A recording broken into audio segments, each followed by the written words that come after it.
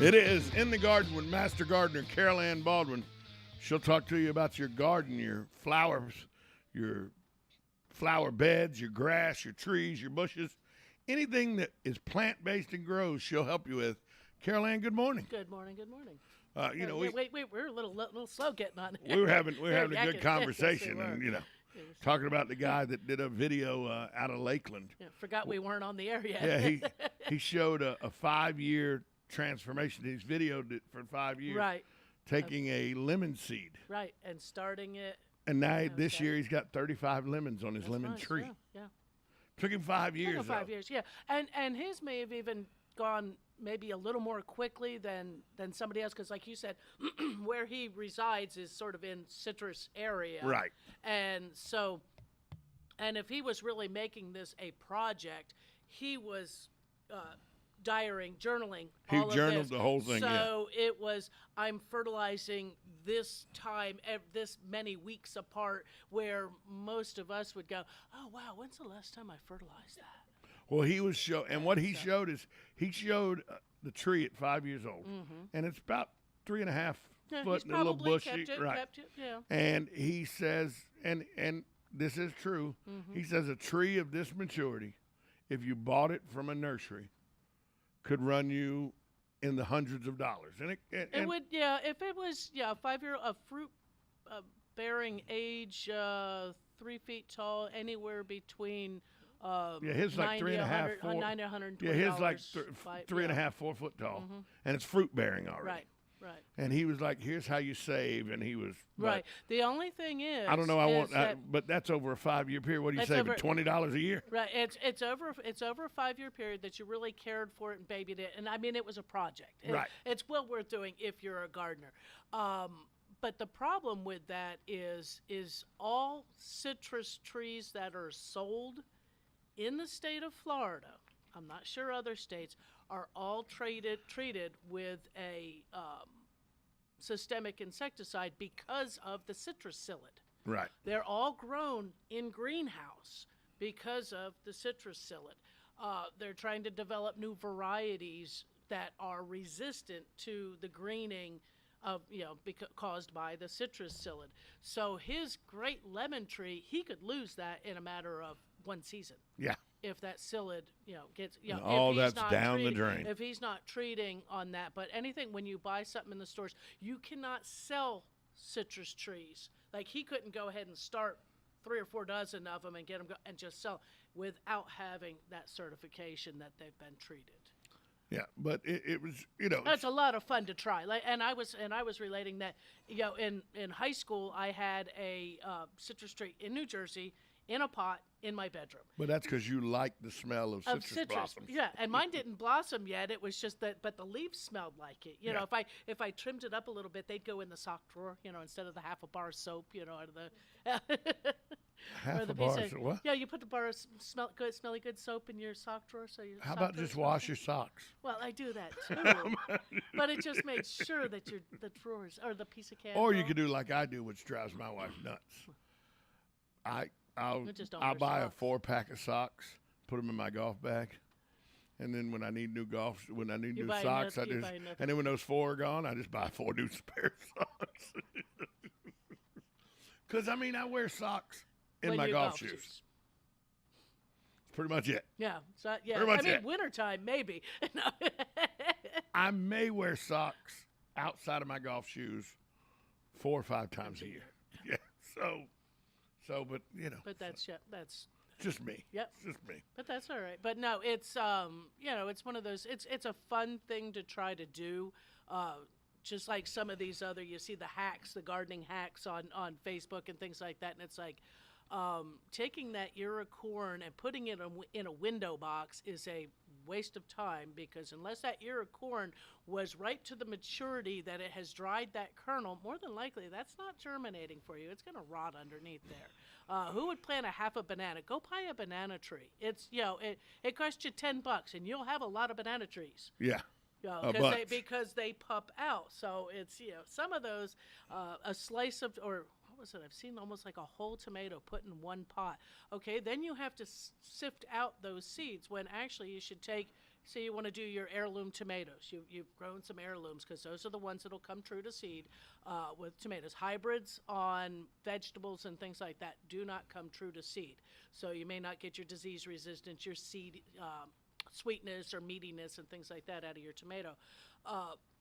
But the heirlooms, you can take a slice or take a half of that tomato and squish all the seeds out, wash that mucilaginous layer that's on those seeds off, rinse that off real good, lay them out to dry, and then you will have seed. And then you can take one by one and put them in your pots. I mean, I know it's a lot more work, but it's going to give you a lot more success rate. But if you enjoy doing that, it's not work. And it's a lot more success rate. In my thought, I think, just because if you go, think of how many seeds are in a slice of tomato, and you put that all in. They usually tell you, they usually are showing you a little 6-inch pot. You then have to fish out every one of those little seedlings and move them, because they're just going to crowd one another out, and you may not get anybody to survive. Yeah, that's when I was probably 10, 11 years old, I wanted to grow watermelons. And so I took all the watermelon seeds out of my watermelon, put it in one pot. Yeah. It was ridiculous. Yeah. And it did nothing worked. No, because they were fighting each other. Yeah, there was just too worked. many of them. They tangle their roots up and in a way break each other and crowd each other out. So there's a reason for spacing, and that is so that each plant has a fighting chance. 4 months later, that pot of dirt went into the garbage can and was put out by the road. My mom was like, "Well, I'm not doing this anymore." And that was my only foray into that's it. Gardening. Yeah. I was trying to grow watermelons. That's it. Something to, and I wanted some more watermelon. I'll go to Publix. Yeah. It's just easier. And now I've tried to grow. The seedless are better anyway. Oh yeah. And watermelons they can be finicky to try to grow. I've never had a whole lot of success. One time we did grow, and it was like, and you don't even find the old Charleston Grays anymore. That's the great big, takes 2 people to pick it up. It fills the 2 cooler, foot long, foot and a half around. And you put it in the cooler. That's the only thing in the cooler. You cut it in half, and that's the only thing that fits in the cooler. But we had grown some of those and had one come in. It's like, oh, it's getting ripe. It's getting ripe. You know it's getting ripe. Just watching it, it's like it's not doing much more of anything else. And went to pick it up and went rotten. No, raccoon got into the bottom of it and ate the inside. Out of it. So we had a rind, and and I've grown a couple others that they call them icebox watermelons. They're little teeny ones. They're truly the ones like the Japanese put in the square things to make square watermelons so they fit in the refrigerator more efficiently. But, it's like trying to get them right before your vine dies. Yeah. It's just, it's a lot easier to let the pros do it. I miss the big ones. The big one, that had the seeds in them. We used to throw watermelon parties at the fraternity house. Oh, and you had a couple holes we'd take in a the drill top and drill down and then dump a bottle of rum in one, vodka in the other. Fantastic. But they don't make those big watermelons anymore. You might find them at roadside stands and things like that, but it's hard to find those really big ones anymore. I'm not sure where you'd find them. Maybe like the flea market. Maybe. Yeah. 622-9622 is the number to call. 352-622-9622 is the number to call. So yesterday, I believe that the rainy season showed up in full force. Because now, when I watch the weather report today, for the next 10 days, it's 40, 40, 50, 50, 40, 40, 50, 50. All of them, they say, about 2 o'clock to 3 o'clock in the afternoon. So I think yesterday was maybe the first day of rainy season, and it came.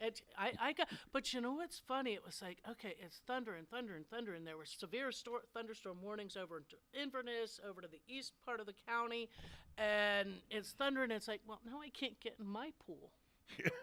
Because you never know where the lightning is. Right. So it's like, bummer. Yesterday at the golf course, it started raining. And then we finally got rain. Started raining yesterday at the golf course. It started raining yesterday, about 1:30, 1:45 yesterday here in town is when it started. I mean, the deluge. Oh, yeah. I didn't get any my buddy at the golf course said they got 3.5 inches of rain in about an hour and 10 minutes. Wow. To the point where the greenskeeper said, once the rain cleared, it dried up. We went out to play golf. Yeah.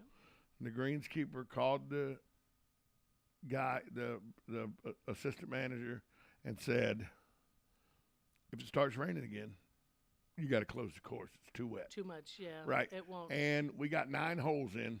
Before they. And here it come again. But the second time, it didn't rain as hard and fast. Right. So it was a good soaking rain. Right. But that hard and fast rain, all it does just is beats up. off. It beats your yard up. It beats your flower beds up, and then runs off. Lot of runoff on that. Lot of puddling. It doesn't. Yeah, we'd rather have those rains that just are gentle rain for an hour and a half, 2 hours. Give me that. That'll keep a good rain. See, now I had a fairly easy rain at my house, but I don't think it started till after 5:30. Yeah, see, here it started about 1:45 yesterday in the downtown area. Yeah. Just let go. And then when I got home last night about 8 o'clock, there were still puddles in the flower beds, and also it hadn't rained. It was a later rain out north of town. Right. So, good morning, you're on with Master Gardener Carol Ann Baldwin. Yeah, good morning, guys. Hey, good morning, Hugh. Over here on the east side of Ocala, we had a nice 1.5 inches. Nice. It was a steady rain, and then a couple of big downpours, and then back to a steady rain for probably an hour and a half, maybe getting close to 2 hours. But all the retention ponds are looking good again, and all the frogs and turtles are happy. They're croaking away and swimming away. So, but I think we can kind of say we broke the drought. I think like Tom said, that the rainy season has begun, which it does usually that first to second week of June. That's usually when that starts to come in. So let's hope we get decent rain on a regular basis now, so we catch back up. So we don't have to have our sprinkler systems running constantly. We don't need our sprinkler systems running constantly. We can cook out without fear of lighting up the neighborhood, those kind of things. That. I come home last night. As I come home last night, I'm turning the road into my subdivision, and the first corner house irrigation's wide open. Yeah. Water and everything, and I'm like, there's standing water in the roads, and he's watering away. And it's like, why are you watering at this time of day and not at 4 a.m.? Yeah. He's watering away at 8 o'clock at night, and the roads are soaked. There's puddles everywhere, and he's just watering away. And both his vehicles were home, so all it takes is just to go out and say, stop. Yeah. That's it. Yeah. I guess the rainy season really goes to about the 1st of October.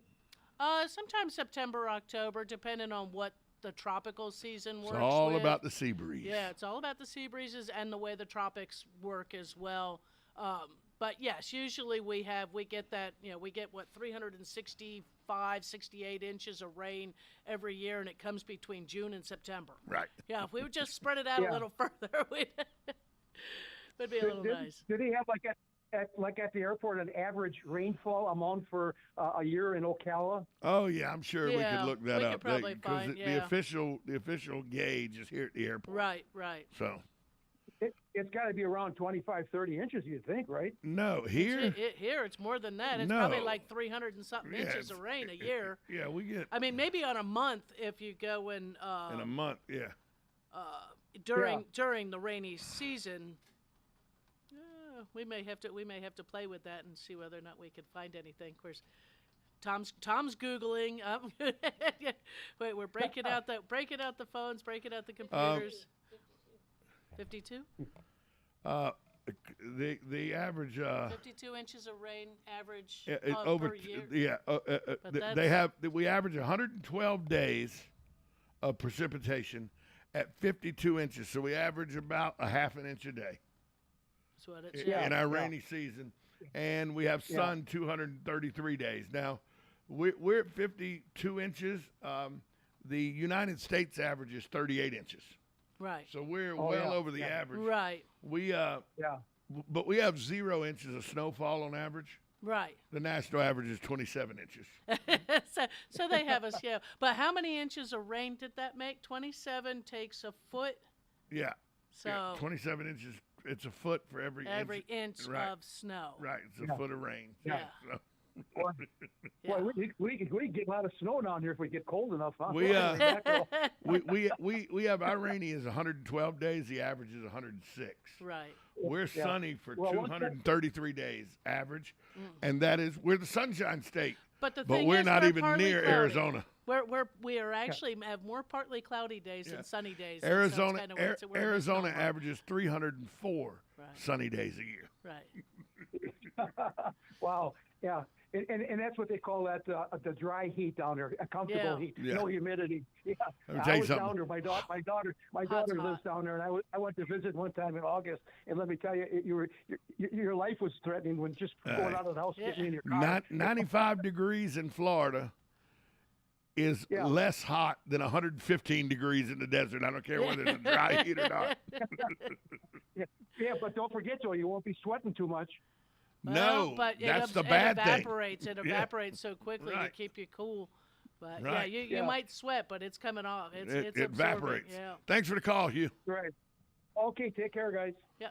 Yeah. But that's one of those kind of things, and it was funny because I have family still live up in Jersey, and it was like just yesterday I took a look and it was like, okay, our humidity, where'd it go? Our humidity, where'd it go? People don't realize. Was- I know what you're fixing to say. People don't realize this. It makes me laugh sometimes. The people don't realize just how humid it gets in New Jersey. Well, but their humidity was like 27% or something like that, when ours was like 47. We were like double. No, I can't find it. Right. Okay, right now, today, they're at 67% right now, and I just didn't go as far as I should have down. Scrolling down here, and we're at 93. Right. So it's like, okay. But the beauty of Florida is it's 93% humidity. There's And hardly not a cloud in the hardly sky. a cloud in the sky. That's it. Somebody goes, But it was foggy this morning. Somebody Had goes, some at morning fog. 100% humidity, it's raining. I go, it's not in not. Florida. No, 100% just means that the saturation of moisture in the air. Air. It doesn't mean 100% precipitation means it's raining. Right. Yeah. But when people think, if we got 100% there, it doesn't mean it's raining. It just means that in the air itself, Right. it is full of water. Right, and it makes it very difficult to breathe. Yeah.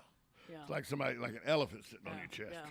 I know in years past, many moons ago, in the probably late 80s, early 90s, when we had some of that bad heat wave, when we actually were hitting like 105. Right. And with And we that were in the high drought. but the humidity was up, and it had come out of what was it? It was over there where is it Blockers Furniture and Hobby Lobby are now, where that was actually a Winn-Dixie and a Walmart over there at that time. That's how long ago that was.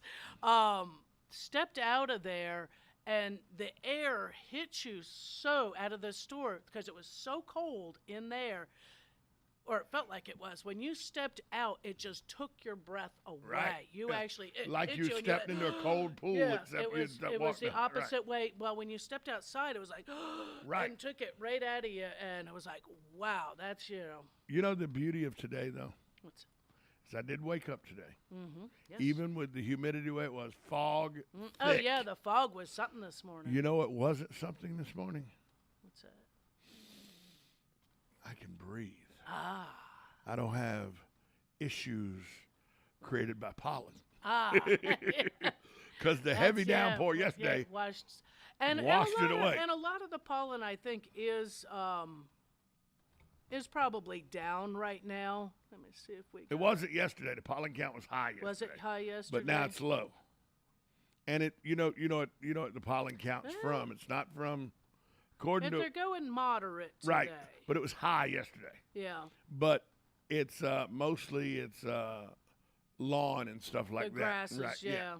So But that's yeah. We're gonna run moderate the next 2 weeks. yeah, I don't think we got the yellow pine tree. No, that's pollen. passed. Yeah, that's passed, and I think all the oak trees are passed and things like that. So it's the grasses. It's some of your flowers in the yard and things like that. Come fall, we'll get some of that fall, some of those fall blooming plants, and we get some of our pollens back. And, I hate that I have allergies. I never had allergies in my life till 2-3 years ago, well, it was, and then they showed up like a vengeance. I'm well, and it's one of those things. When I was a kid, I was allergic to pine. There's a lot of pine in Jersey, and we'd go camping in the pine barrens. And, Yeah. A lot of, I don't know if you know this or not, a lot of southern yellow pine around here. Yeah. Yeah. Oh, yeah. So, yes, at times it gets, claw the eyes out.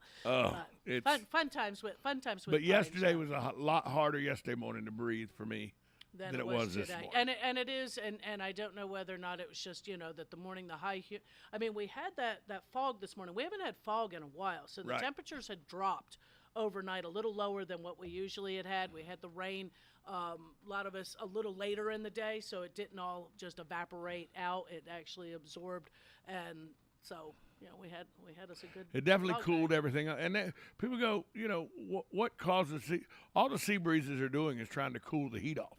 It's just and they come in, they collide, and create thunderstorms. It either collides over at I-95 or it collides over by I-75. So it depends on which side of the county gets rain. Well, according to the weatherman today, the sea breeze will collide again, and the east will be stronger than the west, right? And it will push it back towards the west, back towards us again. So we'll get it a little later in the day, right? A little. And it's always it's a push and shove with the eastern sea breeze and the Gulf sea breeze. Right. But we've also actually had some we've had some nice breezes. We're here into early June. Usually the air stops moving. Yes. Humidity goes to 99%. Temperature shoots up to 95 degrees, and you can't move without sweating. But how much does wind play a factor in things of growth like your grass and stuff like that? I don't think the wind does much of anything. It just helps to dry things out or causes things like during the dry season to dry out. For us, if you have a nice, if we had some rain in the, morning, the little breeze kicks up and blows some of that moisture off of there, helps to probably more.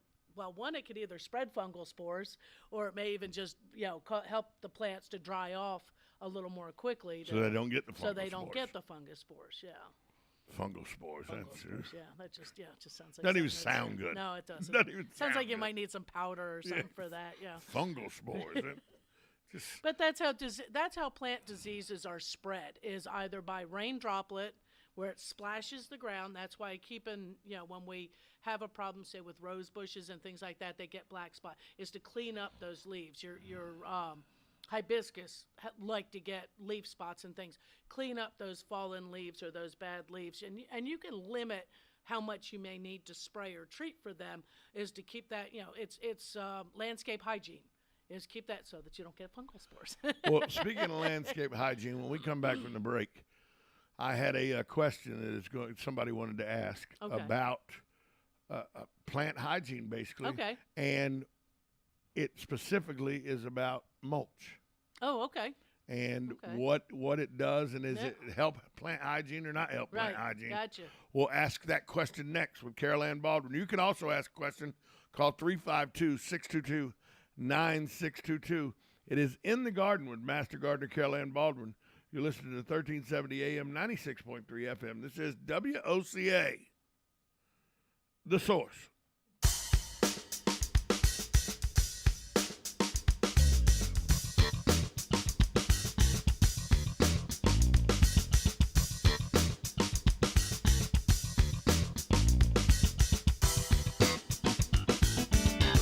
Broadcasting from the Ocala International Airport, this is WOCA AM, W242CA FM, Ocala, 1370 AM, 96.3 FM, The Source.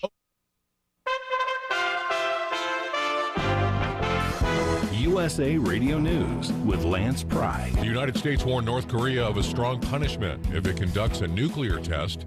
As Washington has evidence, Pyongyang could soon set off its first atomic explosion since 2017.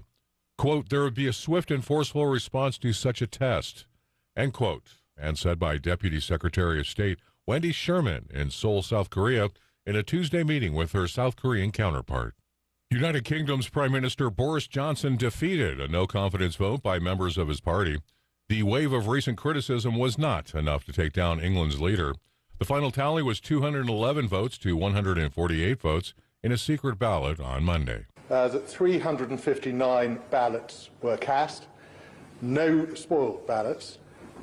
I can announce that the Parliamentary Party does have confidence. USA Radio News.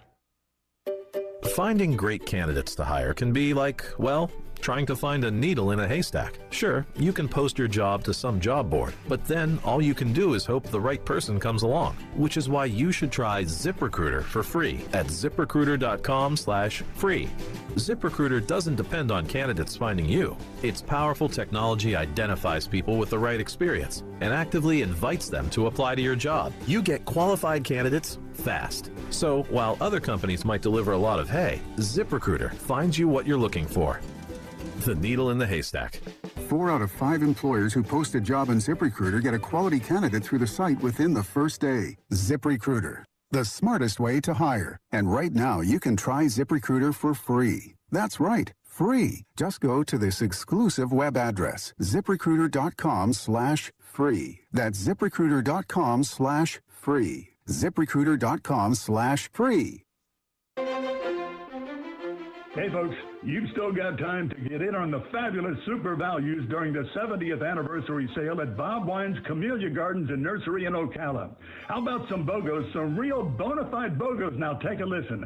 Big blooming number 5 size hydrangeas on BOGO. A traditional Ocala favorite, gardenias, also buy one, get one free. And come and get those crepe myrtles, 6 of them in lavender, white, or fuchsia, 6 of them for $29.99. Bird baths and fountains, 30% off. Statuary, 50% off. A huge selection of terracotta pots, 50% off. Check the colorful ad at bobwinescameliagardens.net. And come on out this week, daily till 4:30, Saturdays till 3 on Southeast 38th Street in Ocala, keeping all of Ocala in bloom for 70 years. People here are raving about QC Kinetics and how regenerative medicine has changed their life. People like Helen, an avid mountain climber who got sidelined when an accident left her knees in constant pain. I was not able to train or do really anything on my knee. Helen was told surgery would be her only option. But then she found QC Kinetics and was treated with natural biologics designed to repair and restore tissue in her knees. 3 months later, she was climbing the highest mountain in North America. I got a very quick resolution to my pain. I began treatment in March, and I summited Denali June the 7th. It was super successful, and I recommend everyone seek out QC Kinetics as an alternative to surgery. Get your life back with lasting results. No surgery, no drugs, no downtime. Call QC Kinetics today. Call QC Kinetics, 352-400-4550. That's 352-400-4550. 352-400-4550. Hey, do you know there's an Italian bakery in Ocala? Well, there is. It's the Magnolia Italian Bakery, where you can get the best Italian specialties. We have Italian and New York cheesecakes, fresh-made cannolis, cream puffs, eclairs, and even custom and gourmet cakes. We even serve hot and cold lunch daily. I suggest you try the Italian special number 3. We even cater big and small events. So call ahead, 352-207-2667. Visit the Magnolia Italian Bakery. Manja. God bless. Things are heating up at Blockers Furniture in Ocala. Hot deals and summertime savings in every department. Their over 80,000 square foot showroom is full of savings like queen storage bed dresser and mirror sets starting as low as $19 per month. Sofas starting as low as $13 per month. And all Palliser furniture is 25% off. And outdoor furniture too, 25% off. And the mattress gallery has mattresses starting as low as $3.99. See Blockers for full offer details. Blockers Furniture, 2402 Southwest College Road, Ocala. Online at blockersfurniture.com.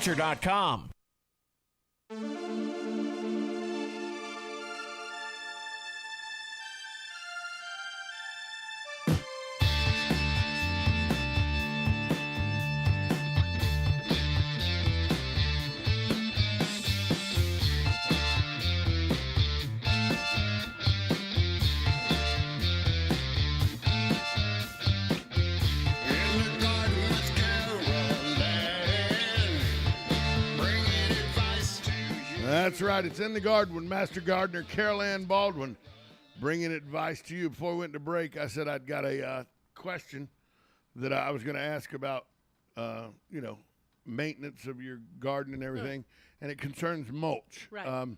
Somebody asked, is mulch good for your flower beds and gardens?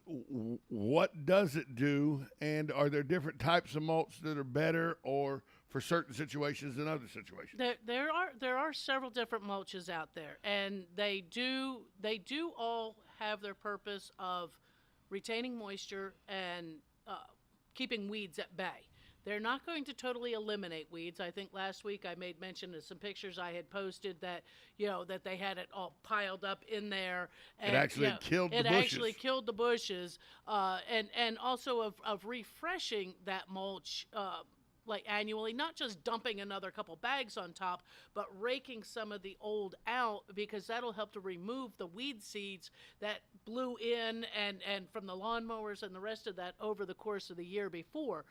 You don't necessarily have to do it every year, but I'd probably say every couple of years, every maybe 2 to 3 years of really raking it out real good. And then you can actually get a nice, if you need to, top dress of some compost up in there when you take that, and of course some of that mulch will actually break down into compost on as well. But adding a little more, adding a good fertilization, because established plants don't really need a lot of fertilizer. And when we try to put it on the mulch, it doesn't always go down in there because we get the mulch too close to the stem. So pull the mulch back. But yes, mulch has a great place if you're starting a flower bed. I would make sure, flower or even vegetables. Make sure that when you get your plants in, water that ground thoroughly before adding the mulch, because trying to get that mulch, the water down through that mulch to that drier soil is going to be hard. And so you've got to make sure that it's well watered ahead of putting the mulch down. There's a lot of different styles of mulches out there, anywhere from pine bark nugget, which is mulch, pine needles are mulch. Some of the hardwood mulches that they dye the different colors, those are just aesthetically, if that's what you like, is the red, the brown, the black. They do fade over the course of the year, especially in our sun and the quantity of rain. But then then there's also, like, they do cypress mulch. Cypress mulch, I always say, is not a true renewable resource mulch because cypress trees are so slow growing. They do take forever. They take forever. So now even a lot of the cypress mulches are cypress mulch blend. So they've got something else in there too. Everybody used to like cypress because it's naturally insect resistant. But so is Melaleuca mulch. And we know the Melaleuca trees down in the Everglades were planted to sop up the Everglades, and now we're trying to eradicate them, so they're turning it into mulch. Very fine mulch. It's not a heavier chip, so it's one that probably needs to be refreshed a little more often, but it's a great mulch, I would say, around vegetables and smaller plants like annuals and stuff, because it is finer.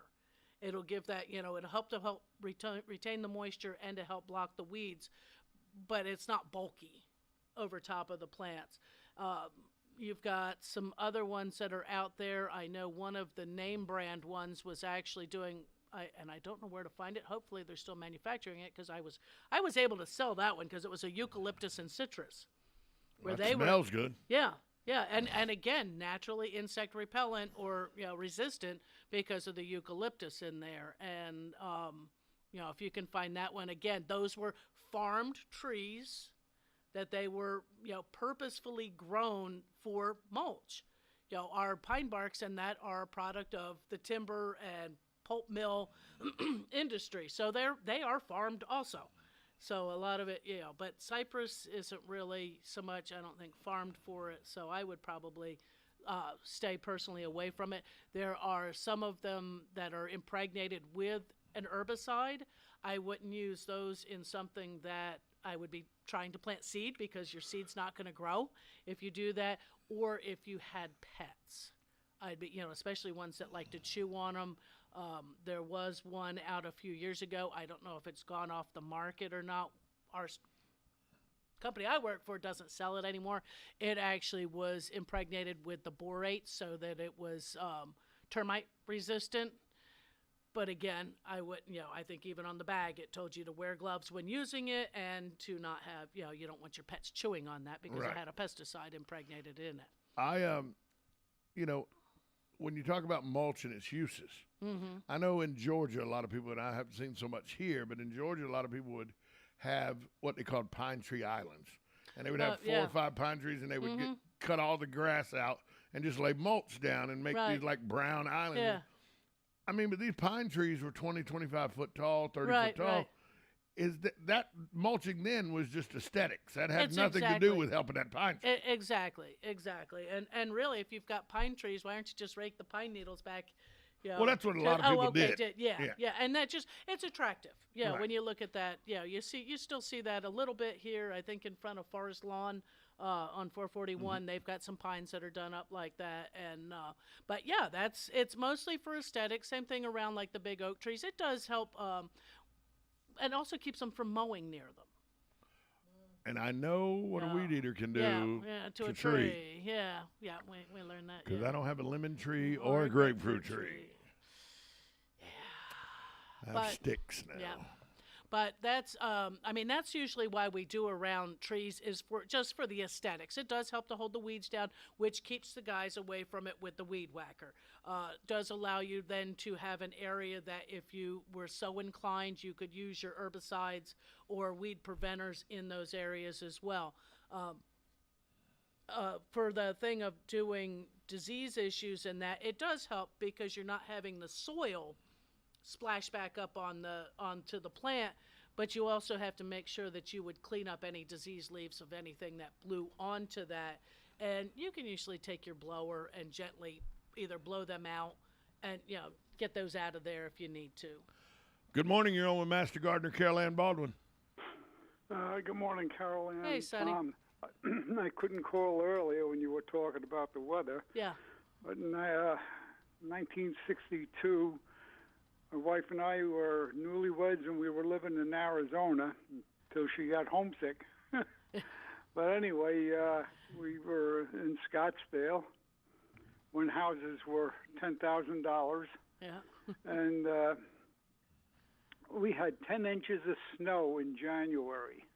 Wow. In Scottsdale, Arizona. Wow. But by 10 o'clock, it was gone, and the streets were all dry. Yeah. I can imagine. Really? That desert. That's it, yeah. That was absurd. You talk about this weather, and some of the crazy things are happening even back then. Oh, yeah, just different weird cycles that come through, and what was it, the one year,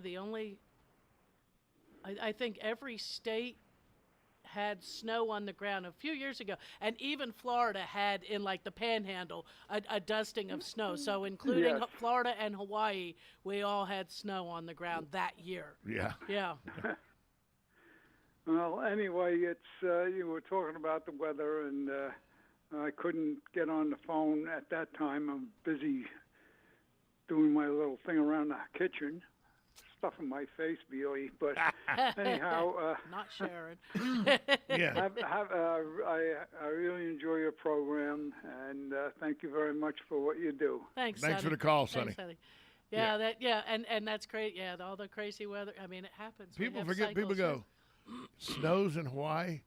They have 15,000 feet mountains. Right, it's right. going So to snow there.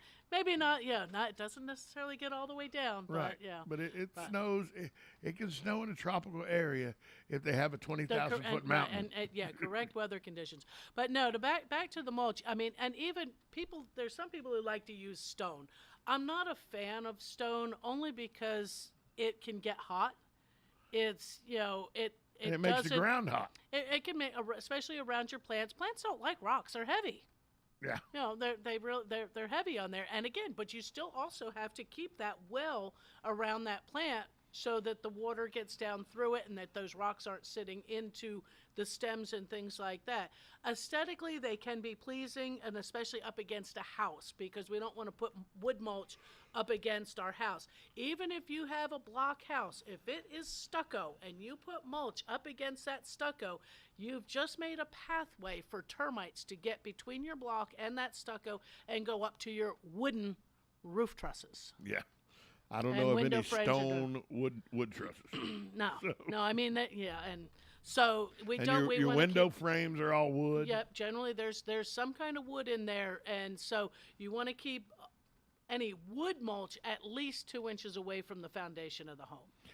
And just because of the palmetto bugs that like the wood mulch. And again, yeah, and that's it. And usually, any insects that you're finding in wood mulch, that's where they want to live. That's their job. Their job is to break down organic matter.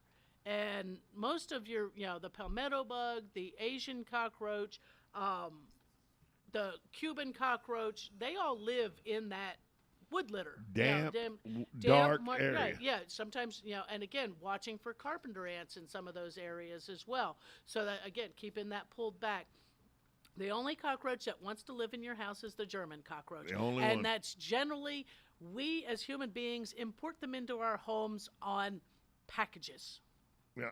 Packaging. Packages, They or when you're moving clothes. Moving clothing, you pick up, and I hate to say this, used furniture, things like that. When you buy something like that, you might want to set it out in your driveway or your back porch, spray the heck out of it, let it sit out in the hot sun, and chase things out of it before you bring it into the home. But, yeah, if you get that mulch right up against your house, you're asking for a lot of critters to come in. Right, you are asking for problems. But there are, there's a lot of different mulches out there. I do recommend using them. You can blow the leaves off of them, and you can even use your oak leaves and things like that. If you've got a lot of oak trees, the same way as doing the pine needles, rake them around your beds, put them along your fence line. Using cut grass can be a little difficult because we do use fertilizers on our lawn, and those grass blades absorb it, especially if anybody uses a weed and feed. You don't want to use those grass clippings in your beds because it can damage your plants. Also, fresh grass clippings, if you don't use anything like that, can actually steal nitrogen temporarily from the soil, from those plants. So if we're mixing that into a compost heap or something like that, we're adding usually some chopped up leaves. We're going to throw in a shovel full of manure or a couple handfuls of fertilizer to get that cooking up real quick. And that way it's breaking that nitrogen, source down, or that robbing of that in there. So if you're, the grass clippings, be careful using them. But your leaves, oak leaves, things like that. Now, magnolia leaves are big. You might want to run them over. Do them with the grass catcher on the mower. Who knew mulch had so many facets? There's a lot of different stuff with mulch. It's and the thing is mulch is anything you put on the ground to help retain water and prevent weeds. So anywhere from rock to your wood mulch, pine needles, pine bark, it's all mulch. So. No, I don't need to get the funny looks. No. I didn't think about how everything, especially magnolia leaves. You get some big magnolia leaves and you run them over with a mulching blade. You can get a bunch of mulch that way. Yes, you can, and you can use it. If you don't want to use it in your beds necessarily, use it along the fence line to keep the weeds down to where you're not running the weed whacker or having to grab the bottle of herbicide. And here we are in June. It's it's the 7th day of June. Yeah.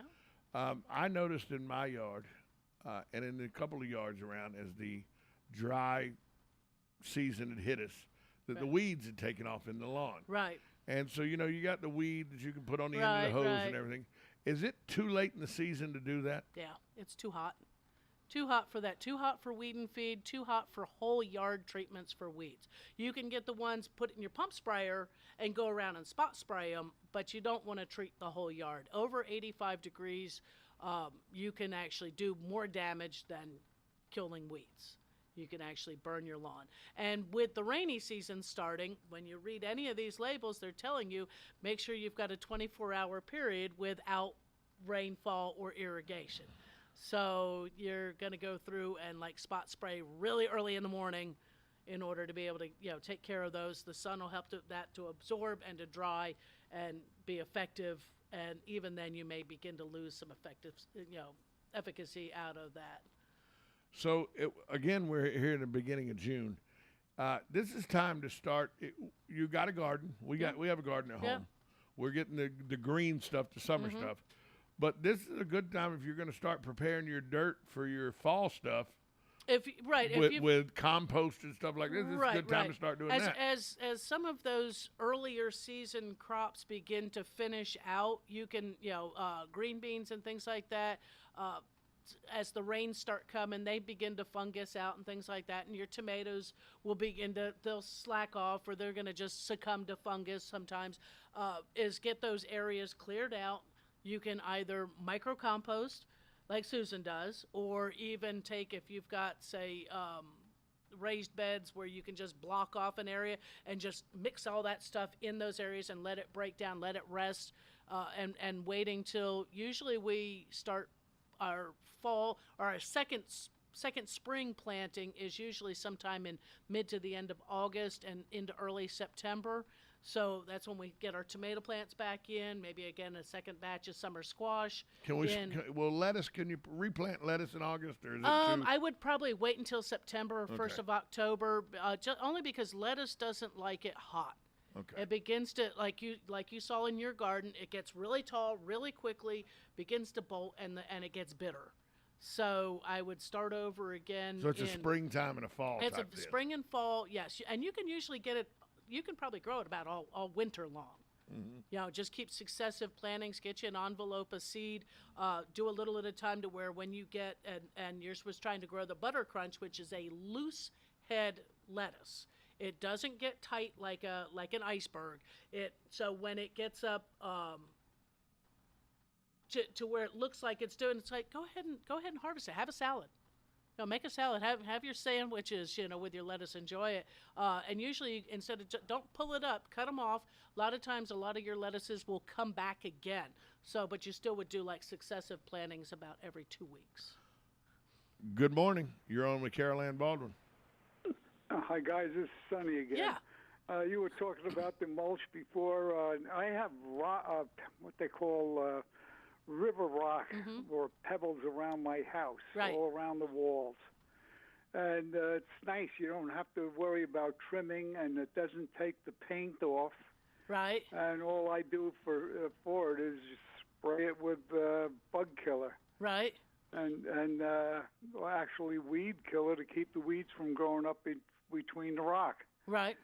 So it's beneficial as far as I'm concerned. Oh, yeah. For the rock. Up against the house, in other words, many benefits. You don't have to trim. You don't have to worry about taking the paint off your house with the weed whacker and all that other good stuff. Yeah, and rock up Thanks against for the call, the house. Sonny. Yeah, rock up against the house is one of those. Especially if you don't really have anything planted there. Like he said, you're not going to get the weed whacker up there. The grass isn't there. You're not having. The dirt splashing up on the house. And it helps water from puddling there, too. Right, does help the water from puddling, especially, where your roof overhang, if you don't have gutters on those areas, it does help to keep from erosion from occurring as well. So, rock has its advantages. It does. It just doesn't have its advantages around flowers. So much. Right. And a little harder, too, to plant in if you decide to add something or need to, because you got to move that aside. I mean, somebody will say, well, dirt is rock. It is broken down rock. And actually broken down plant material and everything else. It's quite a bit of different composite. So 622-9622 is the number to call. 352-622-9622 is the number to call. We talk a lot about gardens and flower beds and all, but this is really a time when it gets hot like this. Your hanging baskets and all, you need to pay attention to those as well, because the heat can just dry them out quick. They can dry out pretty quickly, yes. I have one that likes to dry out. I have to water that thing. And it's the only plant out of everything I have that needs to be watered every day, and it's not an impatient. Really? Yeah, it's one that's called Golden Globe, and it hangs down. It's real pretty, has yellow flowers, and it just, if I don't water it some every single day, you turn around and it's trying to go crispy, literally crispy. And I had to cut it way back a couple months ago. Started watering it, watching it every morning. At least it probably gets about a quart of water in its hanging basket. Even though and part of it might be that it drains out a little too quickly. I dump that back in, let it do its draining. Blooms crazy right now, and no longer going crispy so long as I pay attention to that one. As long as you put water on it. I see a lot of the hanging baskets are the ground up coconut shell or the cocoa fiber. Yeah, right. The cocoa fiber. Is that like, are people, is that good or a bad thing? It's a mix. Or is that a loaded question? It's a mix. It can be one that they can dry out very quickly. They can be hard to have hanging, say, in on a lanai because they don't hold water. You know, They that do not. it drains right on through. But if you have something, I have one plant in one of those, and it's a rabbit's foot fern, because the rabbit's foot fern grows on the outside of the planter. So you can no longer see the basket. It's all fern. It becomes a ball of fern. You would possibly for staghorns. You know, they like to be on something like that. But hanging outside, some of those ones actually have like a little bit of a waxy inside that does help to hold the water in. If it's hanging out in our rainy season, they're great because they will drain. You won't drown the plants out there, but during other times you may have to water more frequently. But for plants who like to dry somewhat between waterings, they're great. You know, and they So they have a value. They do have a value. They do. Yeah, because a lot of them, the staghorns are what I see mostly in those. Right, and the rabbit's foot fern will actually grow all the way around that as well, to where then you don't see the basket and you hope your chain doesn't rust off. Yeah, speaking of growing, good night. That cucumber plant. Yeah. I mean, we have a piece of trellis that's 6 foot tall. And I put that cucumber plant on there last week. Okay. And it went on the first rung and wrapped its little tentacles around it. It's 3.5 feet up the thing now. Getting good cucumbers? We got a cucumber yesterday that was like this. It's ridiculous. Missed that one when it was littler. It's ridiculous. Yeah. But it was, you know, she Was chopped still it up. good? Oh, yeah, still good. good. Yeah, good. And cucumbers are so good for you. And so good for you. I don't know if it's just me or what, but the cucumbers that we grow in that dirt at the house It tastes so good. So much better than the waxed cucumbers you get from the grocery store. Yep. It's just you do have to eat them quickly because because they will rotten. Yeah, they will begin to shrivel rather quickly on the counter. And once you cut them, you got to eat them quickly, right? Because they'll turn to mush quicker than a cucumber you buy at the grocery store. Right. Because I learned that the other day when I took a container of them in a plastic bag to take home the dirty container, and I got out of the car and poured the cucumber all over my brand new board shorts. Ooh. It's not good. It's not good. Because I have a weak stomach anyway. It wasn't good. Wasn't good. Wasn't good. Cucumber juice all over. And it's not the best smell. No. Anytime you've got rotting produce. And here's the thing. She had given me, Susan had said, take these home because we need to wash them and everything. And I go, well, I'll set them right here so I don't forget them. And I set them in the hot window. Oh, yeah. So they had sat in that hot sun for about 6 hours. Yeah, that's nice. Wasn't good. Really steam those up. Wasn't good. Was not. I don't know if the board shorts are going to survive, to be honest with you. They should. I don't know if they're going to survive. They should come clean. No, well, they might come clean, but I'll remember what was on them. I don't know. I don't know if they survived. I don't know if they survived. It's all good. It's just psychological. Freaks me out. I don't know if they'll ever survive.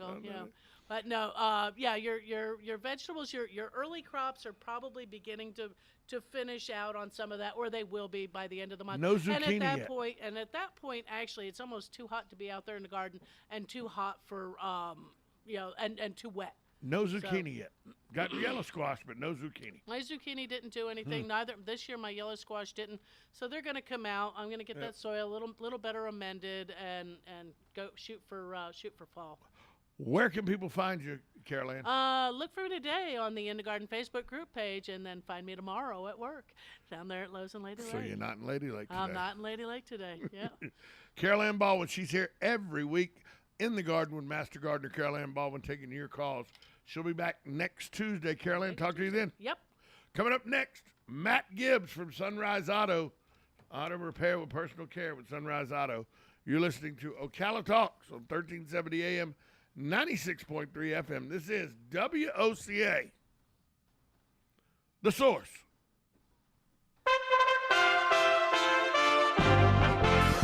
USA Radio News with Lance Pride. Mexican President Obrador has dropped out of the Summit for the Americas in Los Angeles, California